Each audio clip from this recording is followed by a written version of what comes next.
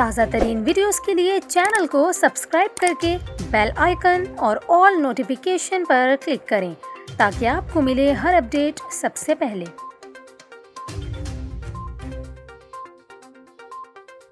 اور ابھی آپ کو بتائیں، کراچی میں رواں برس آج موسم سرما کی سرد ترین صبح ریکارڈ کی گئی۔ محکمہ موسمیات کے مطابق آج صبح کراچی کا کم سے کم درجہ حرارت 10.5 ڈگری سینٹی گریڈ ریکارڈ کیا گیا۔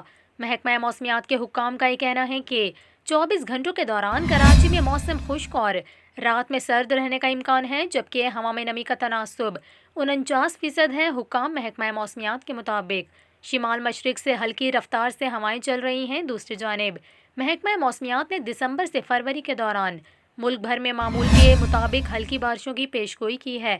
بلوچستان کے بالائی علاقوں میں یکبستہ ہواؤں کی وجہ سے سردی کی شدت بڑھتی جا رہی ہے، جبکہ گلگت بلتستان اور کشمیر میں مطلع جزوی ابرآلود اور موسم شدید سرد ہے۔